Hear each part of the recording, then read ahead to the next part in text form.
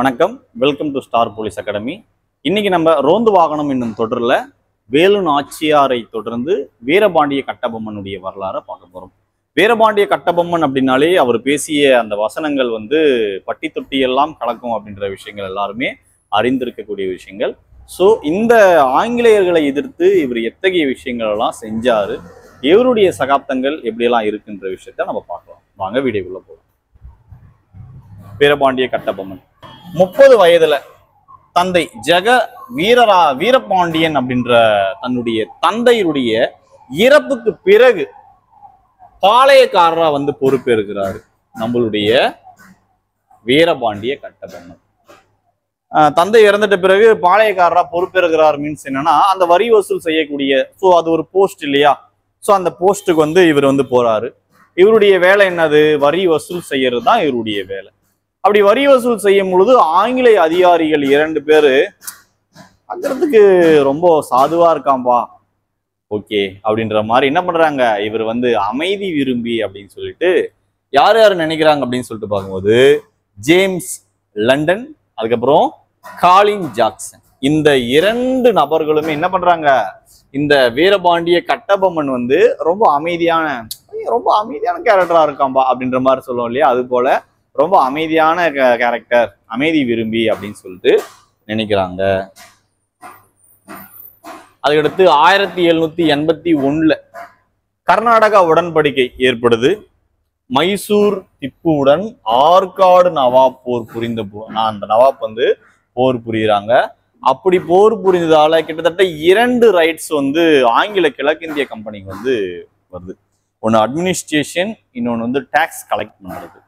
என்னென்ன அப்படின்னு சொல்லிட்டு பார்க்கும்பொழுது, ஒன்று நிர்வாகம் அட்மினிஸ்ட்ரேஷன், இன்னொன்று வரி மேலாண்மை, அந்த டாக்ஸ் எல்லாம் மேனேஜ் பண்றது.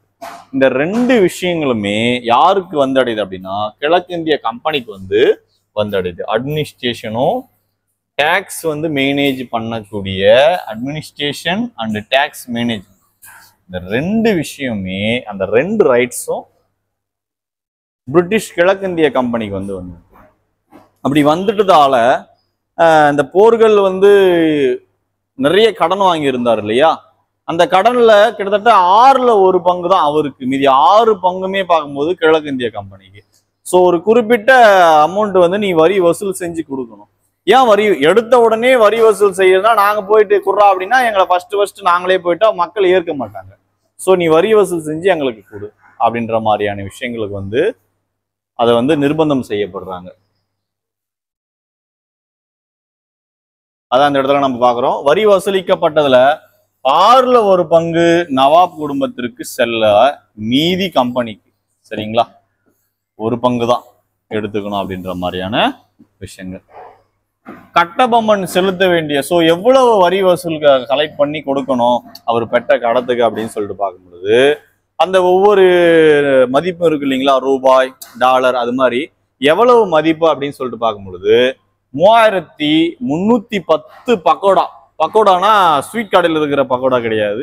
ஸோ அதுக்கு வரையறுக்கப்பட்ட மதிப்புகள், அந்த தொகைக்குண்டான மதிப்புகள். இந்த மதிப்புகள் இவ்வளவு அளவுக்கு வரி வசூல் செஞ்சு கொடுக்கக்கூடிய நிர்பந்தத்துக்கு அவர் ஆட்படுறாரு.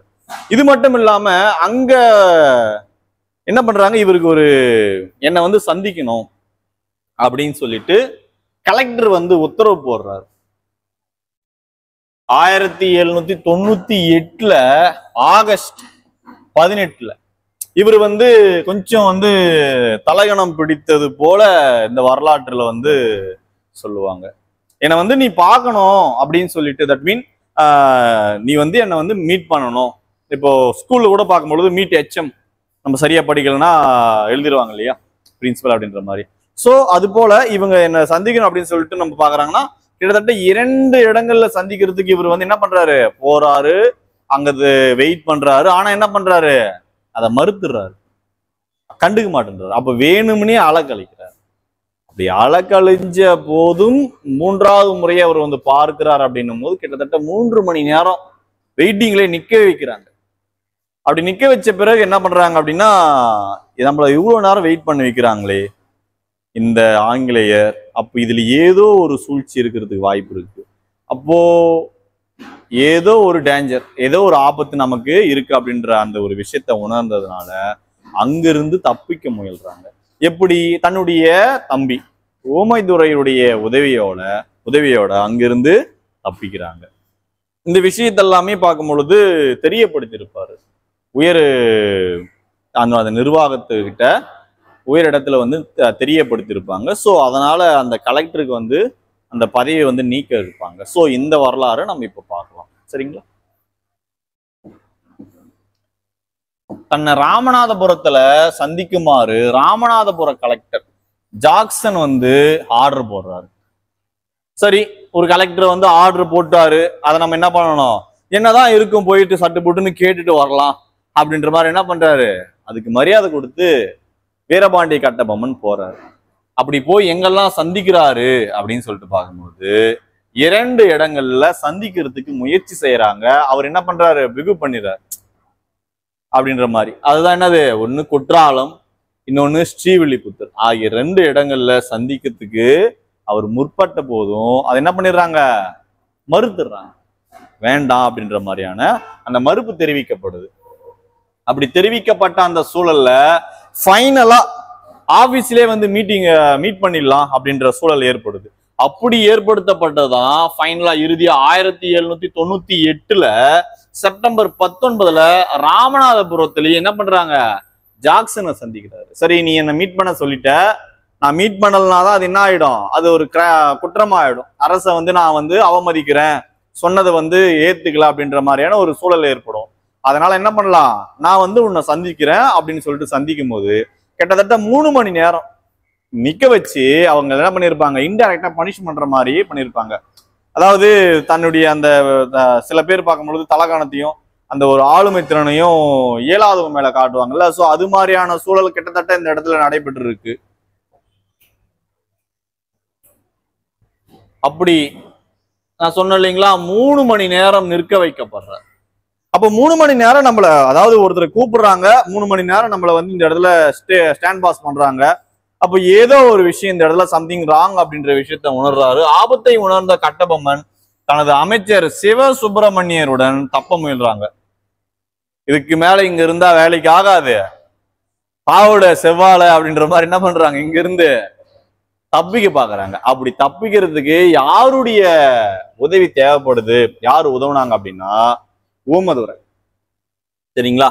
ஓமதுரை என்ன பண்றாங்க, என்னடா என்ன அப்படின்ற மாதிரி அங்க வந்து அவங்கள தப்ப வைக்கிறதோட இல்லாம சம்பவம் பண்ணிட்டு போயிடுவாரு. சரிங்களா? தன்னுடைய ஆட்களோட நுழைந்து கட்டபொம்மன் தப்ப உதவுனாங்க. உதவுனதோட மட்டும் இல்லாம ராமநாதபுரம் கோட்டை வாசலில் லெப்டினன்ட் கிளர்க் உள்ளிட்டோர் கொல்லப்பட்டனர். சிவசுப்பிரமணியம் கைது செய்யப்பட்டார். சரிங்களா? அந்த ஓமதுரை வராரு. ஏன்னா வந்த உடனே வாங்கன்னு சொல்லிட்டு நம்ம ஒன்றும் வரவேற்பு இடத்துல ஒன்றும் நிக்கல, வாங்க அப்படின்னு சொல்லிட்டு கூட்டின்னு போறதில்ல. அந்த இடத்துல ஒரு ஃபைட் பண்ணி தான் நம்ம கூட்டின்னு போறக்கூடிய சூழல் ஏற்படுது. அதனால கொல்லப்படுறாங்க. அங்க இருந்து சிவசுப்பிரமணியம் அப்படின்றவர் வந்து என்ன பண்ணிடுறாங்க, கைது செய்யப்படுறாங்க. தப்பிக்கும் பொழுது ஒருத்தர் அவருடைய அமைச்சர் வந்து அந்த இடத்துல என்ன பண்ணிடுறாங்க, பிடிபட்டு கைது செய்ய பண்ணிடுறாங்க. அதுக்கடுத்து இப்போ ஸ்கூல்லையா இருக்கட்டும், ஏதோ ஒரு விஷயங்கள் இப்போ கோர்ட்டில் கூட பார்க்கும்பொழுது கீழ்கோர்ட்டில் வந்து நம்மளுடைய சரியான நியாயங்கள் கிடைக்கப்படலைன்னா ஹையருக்கு நம்ம என்ன பண்ணுவோம், அப்ளை பண்ணுவோம். இல்லைன்னா ஸ்கூல்ல கூட பார்க்கும் பொழுது ஏதோ ஒரு விஷயங்கள் ஒவ்வொரு ஸ்டெப் பை ஸ்டெப்பா நம்ம மூவ் பண்ணுவோம் இல்லைங்களா. அதே சேம் தான், தன்னை வந்து இது மாதிரி கூப்பிட்டு அவமானப்படுத்தி 3 மணி நேரம் நிக்க வச்சு என்ன நான் தண்டனை, நான் என்ன தப்பு செஞ்சேனா இல்ல எதுவுமே பண்ணல, நீ பாட்டு கூப்பிட்டு 3 மணி நேரம் நிக்க வச்சு என்ன இது மாதிரி எல்லாம் இன்சல்ட் பண்ணாங்கன்ற விஷயத்த வந்து சரியான முறையில தெரியப்படுத்தி இருப்பாரு. கட்டபொம்மன் தன்னை ஜாக்சன் அவமானப்படுத்தப்பட்டதை மதராஸ் ஆட்சிக்கு தெரியப்படுத்துறாரு. சரிங்களா? இது மாதிரி என்ன கூப்பிட்டு இன்சல்ட் பண்ணிருக்கிறாங்க, 3 மணி நேரம் என்ன ரீசன்னே சொல்லாம அவர் பாட்டுக்கு பண்றாரு. கலெக்டரா இருந்தா அது மாதிரி ஒருத்தரை வந்து அவமானப்படுத்தலாமா, ஒரு குடிமகனை வந்து அது மாதிரி செய்யலாமா அப்படின்ற விஷயத்த வந்து மதராஸ்ல என்ன பண்றாங்க, அந்த ஆட்சி குழுக்கு வந்து தெரியப்படுத்துறாங்க. அதுக்கடுத்து வில்லியம் பிரவுன், அதுக்கடுத்து பார்க்கும் பொழுது வில்லியம் ஓரம், ஜான் கசா மேஜர். சரிங்களா?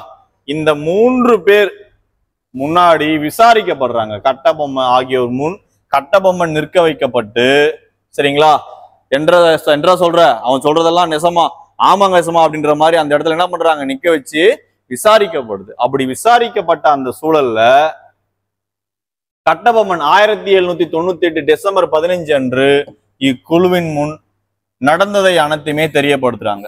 இது மாதிரி எல்லா விஷயமும் எங்களை அவமானப்படுத்தப்பட்டு நடந்திருக்கு அப்படின்ற அனைத்து விஷயங்களுமே சொல்லப்படுது. அது எல்லாமே உண்மை அப்படின்ற விஷயங்கள் நிரூபிக்கப்பட்டதனுடைய விளைவா பின் அவர் குற்றவாளி அல்ல என்று தீர்ப்பானது.